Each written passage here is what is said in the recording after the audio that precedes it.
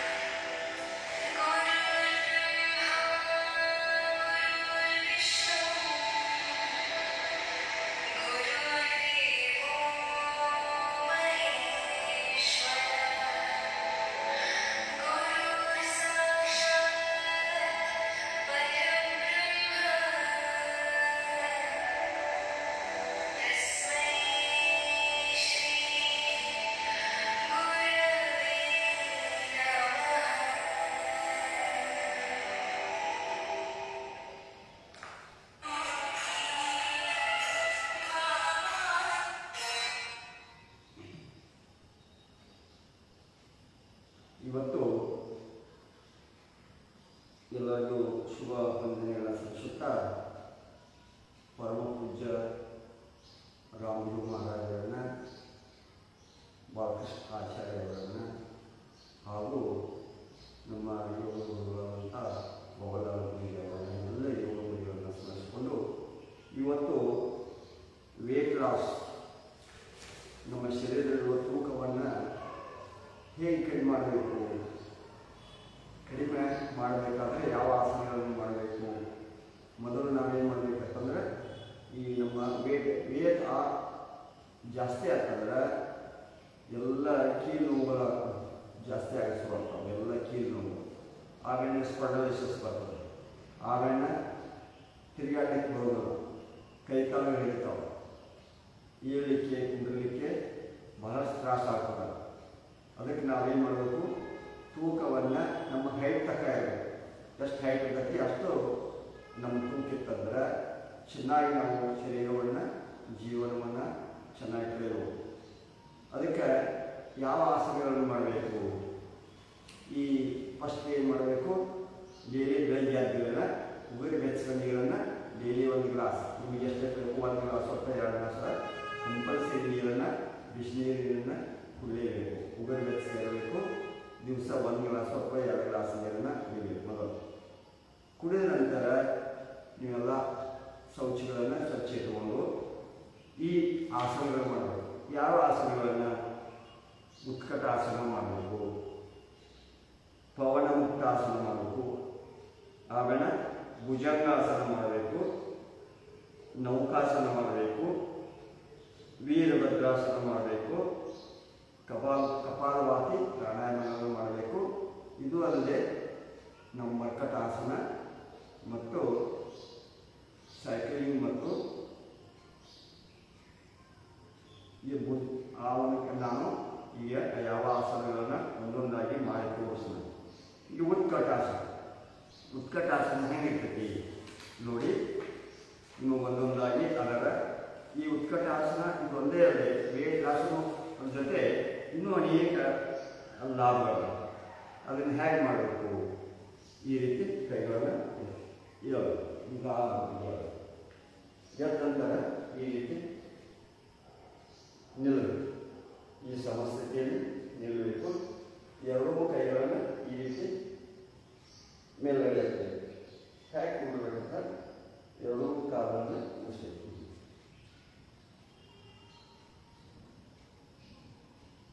ಈ ರೀತಿ ಇದು ಉತ್ಕಟಾಸನ. ಇದೊಂದು ಸಲ ಮಾಡೋಣ ನೋಡಿ. ಕೈಗಳು ಈ ರೀತಿ ಇರಲಿ, ಎರಡೂ ಕಾಲಗಳನ್ನು ಕುಚ್ಚಿ ಚೇರ್ ಮೇಲೆ ಕುಂತಾಗ ಮಾಡೋದು. ಇದು ಉತ್ಕಟಾಸನ. ವಿಶ್ರಾಮ. ಈ ಉತ್ಕಟ ಆಸನದಿಂದ ಏನೇನು ಲಾಭಗಳಾಗಬಹುದು ಅನ್ನೋದನ್ನು ಸ್ವಲ್ಪ ಸಂಕ್ಷಿಪ್ತವಾಗಿ ನಿಮಗೆ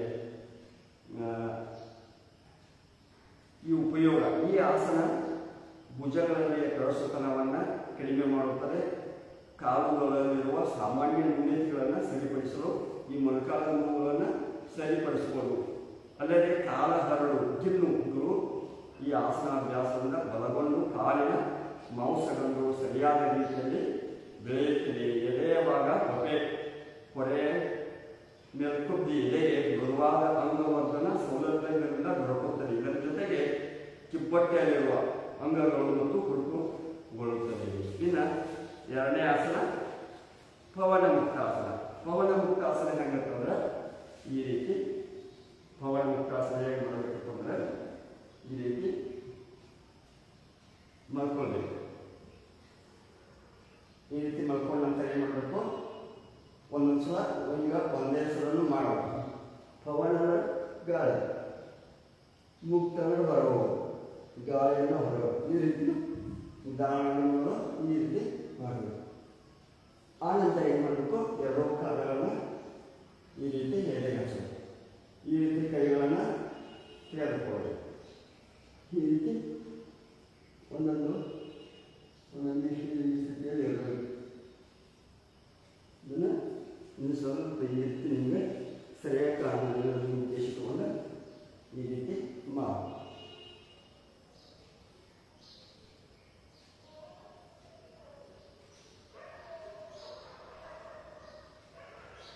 ಇದು ಪವನ ಮುಕ್ತಾಸನ.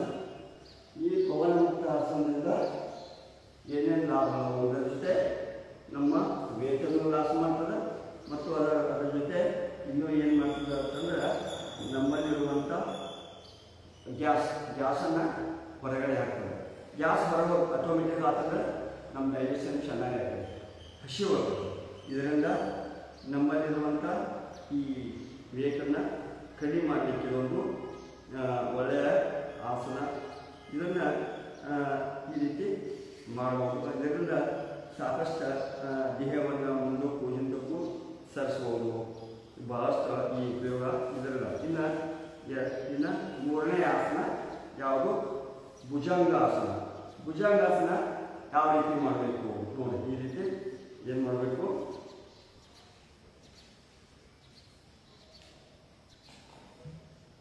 ಈ ರೀತಿ ಹೊಟ್ಟೆಯನ್ನು ಕೆಳಗಡೆ ಮಲ್ಕೊಂಡು ಈ ರೀತಿ ಕೈಗಳ ಈ ರೀತಿ ಇರುತ್ತೆ ಭುಜಂಗಾಸನ. ಈ ರೀತಿ ಕೈಗಳು ಇರಲಿ, ಈ ರೀತಿ ಎರಡೂ ಪಾದಗಳು ಕೂಡಿರಲಿ, ಈ ರೀತಿ ನಮ್ಮ ಗಡ್ಡ ಕೂಡಿರಲಿ. ನಿಧಾನವಾಗಿ ಏನು ಮಾಡಬೇಕು, ಈ ರೀತಿ ಹೇಳಬೇಕು. ಇದು ಭುಜಂಗಾಸನ. ಈ ರೀತಿ ಮಾಡಿ. ಮತ್ತೆ ಇದನ್ನು 2 ಸಲ 3 ಸಲ ಮಾಡಬಹುದು. ಇದನ್ನು ಮಾಡೋದ್ರಿಂದ ಈ ಬೆನ್ನಿನ ನೋವುಗಳು ಮತ್ತು ಕಾಲಿನ ಕಡಿಸುತನ ಮತ್ತು ಎದೆಯ ಭಾಗ ಅಗಲಾಗ್ತದೆ. ಇನ್ನು ಈ ಕೈಯಿನಲ್ಲಿರುವಂಥ ನಮ್ಮ ನರನಾಡಿಗಳಿಗೆ ಒಳ್ಳೆಯ ಶಕ್ತಿಯನ್ನು ಕೊಡ್ತದೆ. ಈ ರೀತಿ ಬೊಜ್ಜನ್ನು ಕರಗಲಿಕ್ಕೆ ಇರುವ ಒಳ್ಳೆಯ ಆಸನ ಪವನ ಮುಕ್ತಾಸನ. ಇದು ಈ ರೀತಿ ಪವನ ಮುಕ್ತಾಸನವನ್ನು ಮಾಡಬಹುದು. ಈಗ ಪವನ ಮುಕ್ತಾಸನ ಇದು ನಂತರ ಏನು ಮಾಡಬೇಕು, ಇನ್ನು ನೌಕಾಸನ. ನೌಕಾಸನ ಮಾಡಬೇಕಾದ್ರೆ ಏನು ಮಾಡಬೇಕು, ಈ ರೀತಿ ಕಾಲುಗಳನ್ನು ಮಲ್ಕೊಳ್ಬೇಕು. ಈ ರೀತಿ ಕಾಲು ಹಿಡ್ಕೊಂಡು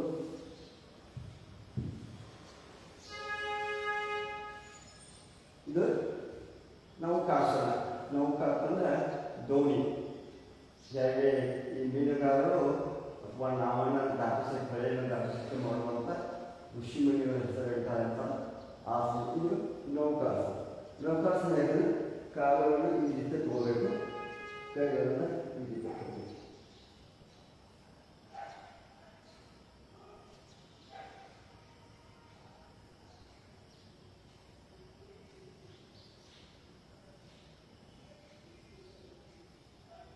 ಈ ರೀತಿ ಒಂದೊಂದು ನಿಮಿಷವು, ಒಂದೊಂದು ಸೆಕೆಂಡು, 5 ಸೆಕೆಂಡು, ಒಂದೊಂದು ನಿಮಿಷ, 2 ನಿಮಿಷ ಈ ರೀತಿ ಮಾಡೋದಿಲ್ಲ.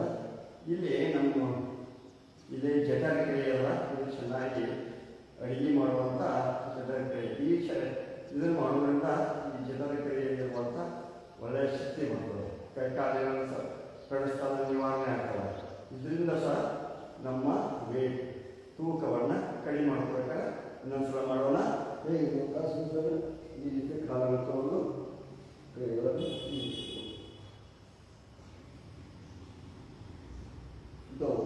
ಭಾಳಷ್ಟು ಮಂದಿ ತೂಕವನ್ನು ಜಾಸ್ತಿ ಮಾಡಿಕೊಂಡು, ವಜ್ರನ್ನು ಹೆಚ್ಚಿಗೆ ಮಾಡಿಕೊಂಡು ವಯಸ್ಸಾದ ನಂತರ ಭಾಳಷ್ಟು ಏಳಿಗೆ ಕೊಡುವ, ಕುಂಡ್ರಿಗೆ ಕೊಡುವ ಭಾಳಷ್ಟು ತೊಂದರೆಗಳನ್ನು ಅನುಭವಿಸ್ತಾರೆ. ಅದಕ್ಕೆ ಈ ನೌಕಾಸನ ಮಾಡಬಹುದು. ಮತ್ತು ಈ ನೌಕಾಸನ ಆದಂತೆ ಏನು ಮಾಡಬೇಕು, ನಾವು ವೀರಭದ್ರಾಸನ. ವೀರಭದ್ರಾಸನ ಹೇಗಿರಬೇಕು ಅಂದರೆ ಈ ರೀತಿ ಏಳಬೇಕಾದ್ರೆ ಈ ರೀತಿ ಏಳಬೇಕು, ಕಾಲುಗಳನ್ನು ಈ ರೀತಿ ಮಾಡಬೇಕು, ಈ ರೀತಿ ಕಾಲನ್ನು ಇರಬೇಕು, ಈ ರೀತಿ ನೋಡಿ ಈ ರೀತಿ ಇರಬೇಕು, ಕೈಗಳು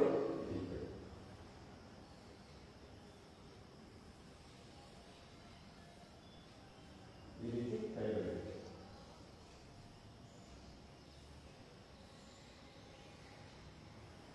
ಇದು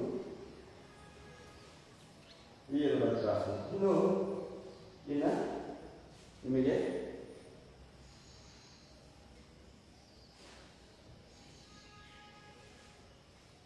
ಈಗ ಕಾಲುಗಳನ್ನು ಈ ರೀತಿ ಮಾಡ್ಕೋಬೇಕು.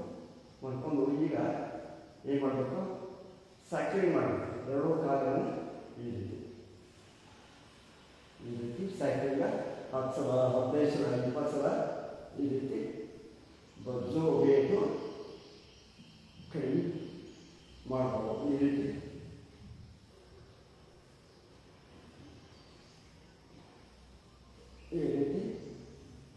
ಇದು ಸೈಕ್ಲಿಂಗನ್ನು ಮಾಡ್ಬೋದು. ಈಗ ದ್ವಿಪಾದಾಸನ ಈ ರೀತಿ ಬ್ರಿಡ್ಜ್ ಹೇಳಬೇಕು. ಈ ರೀತಿ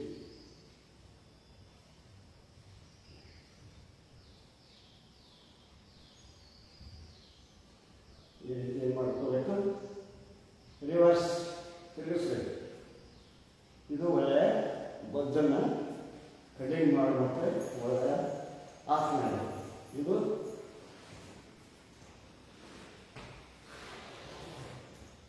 ಈ ರೀತಿ ನಮ್ಮ ಬೊಜ್ಜನ್ನು ವೇಗ ತೂಕವನ್ನು ಕಡಿಮೆ ಮಾಡ್ಕೋಬೇಕಾದ್ರೆ ಇಷ್ಟು ಆಸನಗಳನ್ನು ನಾವು ಮಾಡಬೇಕು. ಇಷ್ಟು ನೀವು ಆಸನಗಳನ್ನು ಮಾಡಿದ್ರೆ ಏನೇನು ಆಸನಗಳನ್ನು ಮಾಡಬೇಕು.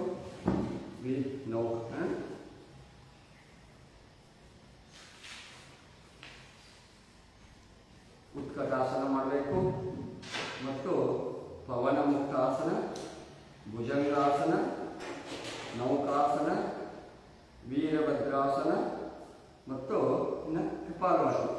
ಕಪಾಲಭಾತಿ ಮಾಡಬೇಕಾದ್ರೆ ಏನು ಮಾಡಬೇಕು, ಈ ರೀತಿ ಕೂಡಬೇಕು. ನಮ್ಮ ಮೂಲಾಧಾರ ಚಕ್ರ, ನಮ್ಗೆ ಕಿಡ್ನಿಗೂ ಸರ್ಕ ಬಹಳ ಒಳ್ಳೆಯದು. ಇದರಿಂದ ವೇಟನ್ನು ಮತ್ತು ತೂಕವನ್ನು ಕಡಿಮೆ ಮಾಡ್ಕೋಬೇಕಾದ್ರೆ ಏನು ಮಾಡಬೇಕು, ಕಪಾಲಭಾತಿಯನ್ನು ಮಾಡಬೇಕು. ವಾಯುಮುದ್ರೆಯನ್ನು ಕೊಟ್ಟಿರಬೇಕು. ಈ ರೀತಿ ವಾಯುಮುದ್ರೆಯನ್ನು ಕೊಟ್ಕೊಳ್ಬೇಕು. ಕುಳಿತು ಕಪಾಲಭಾತಿ ಹೇಗೆ ಮಾಡೋದ, ಏನು ಮಾಡಬೇಕು, ಉಸಿರನ್ನು ಹೊರಗಡೆ ಹಾಕಬೇಕು. ಉಸಿರು ತೆಗೊಳಕ್ಕಾಗಿಲ್ಲ, ಉಸಿರನ್ನು ಬರೀ ಹೊರಗಡೆ ಹಾಕೋದು. ಯಾವ ರೀತಿ ಮೊದಲ ಪ್ರಾಕ್ಟೀಸ್ ಮಾಡ್ಬೇಕಾದ್ರೆ ಏನು ಮಾಡಬೇಕು, ಹೊಟ್ಟೆಯನ್ನು ಈ ರೀತಿ ಹಿಡ್ಕೊಳ್ಬೇಕು. 2 ಮೂಗಿಂದ ಉಸಿರು ಬರ್ತದೆ ನೋಡಬೇಕು.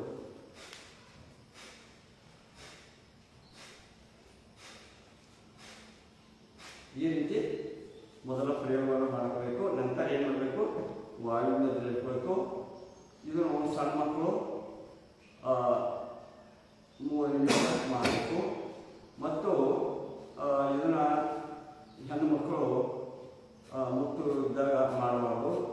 ಮತ್ತು ಹೈ ಬಿ ಪಿ ಇದ್ದವ್ರು ಮಾಡಬಾರ್ದು. ಇದನ್ನು ಗಮನ ಇಟ್ಕೊಳ್ಳಿ, ಎಚ್ಚರಿಕೆ ಇದು.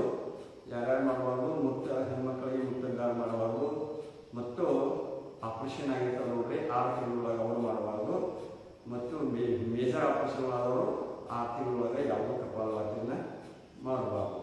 ಮತ್ತು ಇದನ್ನು ಕಪಾಲಭಾತಿ ಮಾಡೋದ್ರಿಂದ ಸ್ವಲ್ಪ ಬೆನ್ನು ನೋವುಗಳು ಬರ್ತದೆ, ಹೊಟ್ಟೆ ನೋವುಗಳು ಬರ್ತದೆ. ಮೊದಲಿಗೆ ಪ್ರಾಕ್ಟೀಸ್ ಇದ್ದವ್ರಿಗೆ ಇದನ್ನು ಏನಾಗೋಲ್ಲ, ಸ್ವಲ್ಪ ದಿವಸ ನೋವು ಬಂದಂಗೆ ಆಗ್ತದೆ. ಇದನ್ನು ಡೈಲಿ ದೊಡ್ಡವರು 5 ನಿಮಿಷ, 10 ನಿಮಿಷ, 15 ನಿಮಿಷ, ಅರ್ಧ ತಾಸಂತೆ ಮಾಡ್ಬೋದು. ವೇಟನ್ನು ಕಡಿಮೆ ಮಾಡ್ಕೋಬೇಕು. ಮೊದಲ ನಿಧಾನಗತಿ ಒಳಗೆ ಮಾಡೋದು. ಮೊದಲ ನಿಧಾನಗತಿ ಹೆಂಗಂದ್ರೆ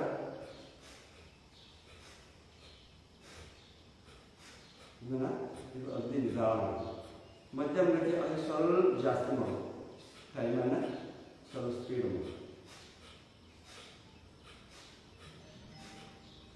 ಇದನ್ನು ಪ್ರಾಕ್ಟೀಸ್ ಇದ್ದವ್ರು ಮಾಡೋದು. ಫಸ್ಟಿಗೆ ಸ್ಟಾರ್ಟ್ ಇದ್ದವರು ಮಾಡಬಾರ್ದು. ಅವರು ನಿಧಾನ ಮಾಡ್ತಾ ಮಾಡ್ತಾ ಮಾಡ್ತಾ ನಿಧಾನಗತಿ, ಮಧ್ಯಮ ಗತಿ, ತೀವ್ರ ಗತಿ ಅಂದರೆ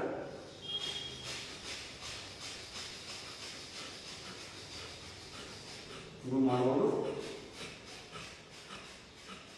ಈ ರೀತಿಯೂ 5 ನಿಮಿಷ 10 ನಿಮಿಷ ಮಾಡಬೇಕು. ಮೊದಲ ನಾವು ಯಾರಿಗೆ ಪ್ರಾಕ್ಟೀಸ್ ಇರೋದಿಲ್ಲ ಅವ್ರು ಏನು ಮಾಡಬೇಕು, ನಿಧಾನಗತಿಗಳನ್ನು ಮಾಡಬೇಕು.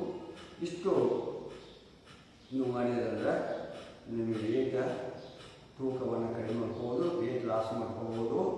ಇಷ್ಟು ಅದಲ್ಲದೆ ಬಜ್ಜನ್ನು ಆಟೋಮೆಟಿಕ ಬಜ್ಜು ನಿವಾರಣೆ ಆಗ್ತದೆ.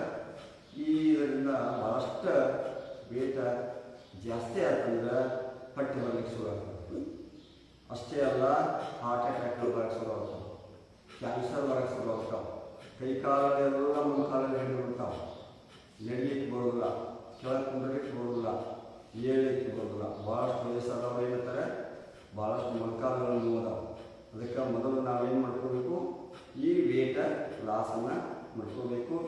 ಅದಕ್ಕೆ ನಾವು ಇವತ್ತು ಇದು ವೇಟ್ ಲಾಸನ್ನು ಮಾಡಿಕೊಳ್ಳುವಂಥ ಆಸನವನ್ನು ಕಲಿತು ನಾಳೆ ಮತ್ತೆ ಬೇರೆ ರೋಗಕ್ಕೆ ಮಾಡುವಂಥ ಯಾವ ಆಸನಗಳಿಂದ ಆ ರೋಗವನ್ನು ನಿವಾರಣೆ ಮಾಡಬೇಕು ಅನ್ನೋದು ನಾಳೆ ನಿಮಗೆ ಹೇಳ್ತೇವೆ. ಮತ್ತೆ ನೀವು 6:30 ಗಂಟೆಗೆ ನಾಳೆ ಬೇರೆ ನಿಮ್ಮ ರೋಗವನ್ನು ನಿವಾರಣೆ ಮಾಡುವಂಥ ಆಸನಗಳನ್ನು ನಾಳೆ ಹೇಳ್ತೀವಿ. ನೀವೆಲ್ಲ ಮತ್ತೆ ಇವತ್ತಿನ ಬಾಹಿಯಾದಂಥ ಎಲ್ಲ ಯೋಗ ಆಸಕ್ತರಿಗೆ ತಮ್ಮೆಲ್ಲರಿಗೂ ಹೃದಯಪೂರ್ವಕ ತುಂಬ ಧನ್ಯವಾದ.